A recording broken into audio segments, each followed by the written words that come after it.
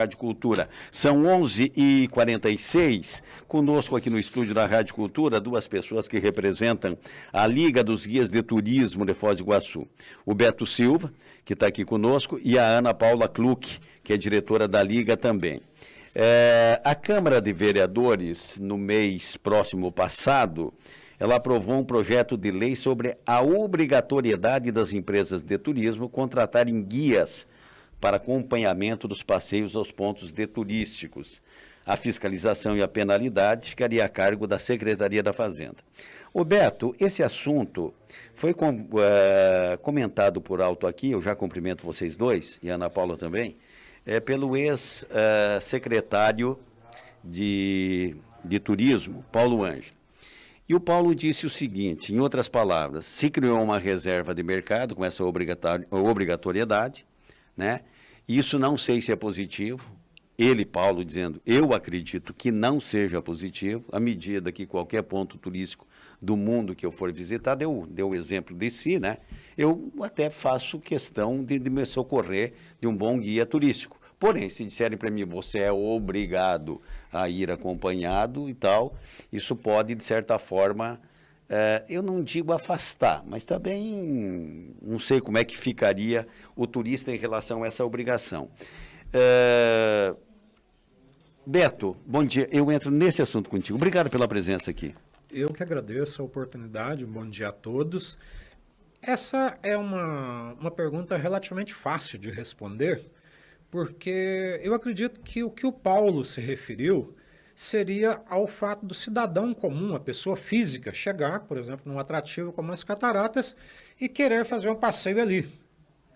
Isso não tem nada a ver com a lei que foi criada aqui em Foz do Iguaçu, na Câmara Municipal, e sancionada pelo prefeito. A lei, conforme você mesmo leu no texto de abertura, ela é uma lei que está inserida para as empresas que organizam viagens de turismo. Certo. E, por conseguinte, essa lei ela não foi criada aqui em Foz do Iguaçu.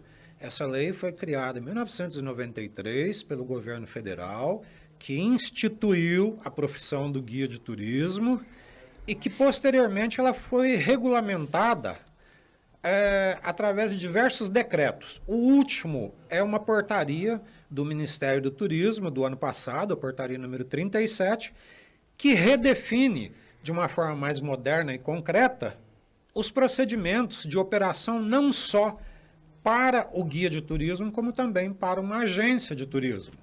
Ou seja, uma empresa de turismo vai até o município, solicita as facilidades para ser aberta, como hoje em Foz do Iguaçu já tem uma facilidade, conforme o próprio Paulo disse na entrevista passada.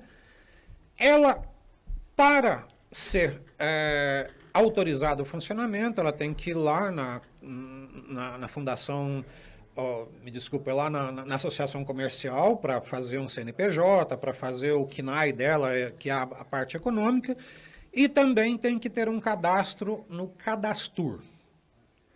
Essa empresa, então, está pronta para escolher a opção que ela vai trabalhar. Se ela vai trabalhar no receptivo, que é o caso da maioria das empresas em Foz do Iguaçu, ou no emissivo, que é aquela que vende para fora, como a Frontour, como outras empresas daqui que vendem para fora. Uma vez que ela fez a escolha, ela está apta a poder oferecer o produto dela. No caso específico da lei dos guias, as empresas de fora organizam os passeios, na sua maioria passeios terrestres, com ônibus de excursão, que deveriam ter o cadastro da empresa que organizou, que deveria ter o cadastro do ônibus que traz o visitante, que teria que ter o cadastro do guia, não local, do guia de excursão nacional, que vem conduzindo a excursão, para chegar no destino e contratar o guia local, que sou eu. Ana, vamos avançar, porque nós temos 8 minutos só, infelizmente. E aí eu cometi um pecado de chamá-los um pouquinho mais tarde do que eu imaginava aqui no programa. Mal comparando, ou bem comparando, para que o ouvinte tenha uma noção, do jeito que está me falando aqui o Beto, é o seguinte: assim como eu vou organizar o funcionamento de uma farmácia, eu haverei de ter um farmacêutico com presença ali para ser o responsável. um químico, né? Exato. Alguém formado em farmácia bioquímica e tal, ele assina, ele é o responsável, está ali. Claro, são funções que não se assemelham, evidentemente, mas como o raciocínio é por aí. Uhum. Bom dia a todos. Aí a gente se pauta realmente na lei. Cada profissão ela tem uma lei que a regulamenta, correto? A nossa lei que nos regulamenta está lá na Lei Federal de 93. O guia de turismo ele tem a prerrogativa de poder atuar no seu local e ser contratado para esse serviço. Então, essa lei que a gente aprovou agora há um mês atrás, ela vem justamente porque a própria Lei de 93, ela estabelece que fica a cargo dos municípios determinar a maneira que eles vão ou fiscalizar ou como eles vão regulamentar essa lei. Então, por isso que nós fomos atrás do município para poder realmente nos regulamentar a nossa profissão.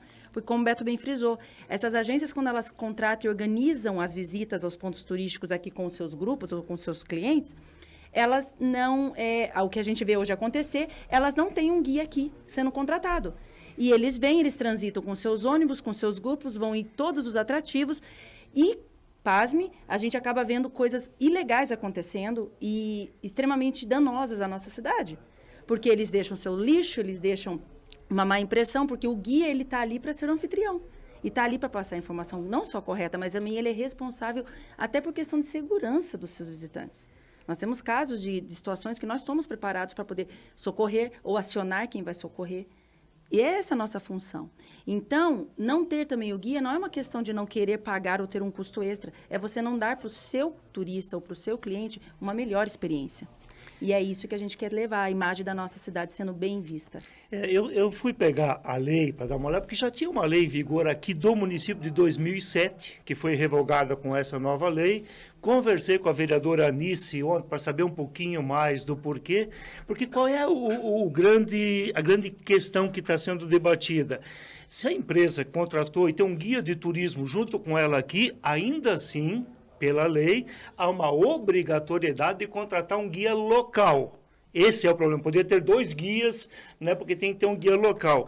E, sinceramente, acho que tem, sim, a busca da entidade para valorizar os guias locais, mas também tem um pouco desse viés de reserva de mercado. A tal ponto que, na própria lei, parágrafo único do artigo 5º, diz que se um guia de turismo de outro local vier a Foz do Iguaçu e estiver comprovadamente com a sua família, então ele não precisa contratar um guia local. Me parece que tem sim aí uma coisa, e não está claro na lei de que o turista que não venha por uma agência, que venha com o seu veículo, não precise contratar um guia local. Não está dito que precisa, mas também não está dito que não. Se eu pego por esse viés de que um cara que é guia de turismo em Cascavel e vier para cá, ele tem que comprovar que ele está com a sua família para não contratar um guia local, não está meio confuso isso, Beto? Não tem um pouco de reserva de mercado? Na verdade, que pode ser ruim para o turismo como um todo, inclusive para os próprios guias? Na verdade, eu acho que nós estamos vivendo um momento em que a palavra viés está sendo muito utilizada para tentar se opor a uma ideia que é o bem coletivo. Então, referindo-se ao que você falou, no Cadastur, que é onde os guias estão inscritos, existe 3 categorias de guias que eu não vou entrar em detalhes agora para não aumentar mais. Então, existe uma categoria que é o chamado guia regional do estado do Paraná. Esse guia pode trabalhar aqui em Foz do Iguaçu, pode trabalhar em Matinhos, pode trabalhar em qualquer lugar, porque ele aprendeu sobre o estado do Paraná quando ele fez um curso técnico de quase 2 anos. Aí quando entra o viés, entra uma coisa assim, no artigo 1º dessa lei que você leu aí, diz o seguinte, que é só empresas de turismo. Então, se não tiver, se você tiver que ter o carro particular, você já nem entra nisso aí. Em segundo lugar, o que eu vejo é assim, uma certa resistência desnecessária a algo, por exemplo, que o trade turístico de Foz do Iguaçu faz há 40 anos.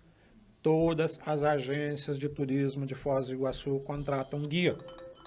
Eu trabalhei com o Felipe Gonzalez durante 14 anos e nunca vi o Felipe colocar um passeio para ser feito sem um guia.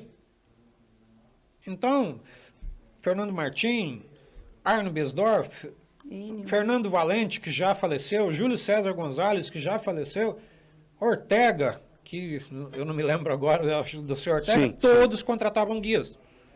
Então, isso do viés de alguma coisa assim, eu acho que é mais uma coisa do momento político que nós vivemos, então a gente contesta certas coisas assim. Não existe reserva de mercado. Existe a função de que, se uma empresa organiza um passeio, é porque ela cobra por aquele passeio. Então, quando ele coloca só o motorista dele, ou um coordenador, que na verdade é o vendedor de parte daquele grupo, para usurpar uma função que é, vamos dizer assim, regulamentada, então não tem reserva de mercado nem viés. O guia poderia ser um guia de Cascavel para acompanhar uma dessas? De Foz do Iguaçu poderia. Sei, mas a lei é municipal. Só que aí entra a lei maior que está lá em cima, no artigo 1º. Obedece-se às normas da Lei Federal de 93 e da regulamentação de 2021. Certo. Ou seja, pega-se uma lei federal e diz o seguinte: agora nós temos que regulamentar o funcionamento em Foz do Iguaçu. É Exato. isso, né? O Alessandro Neumann está dizendo o seguinte: esta lei só vem para melhorar o nosso trabalho. Parabéns ao prefeito por valorizar a mão de obra. O Alessandro, também operadora de receptivo, só trabalha com guia local e tal.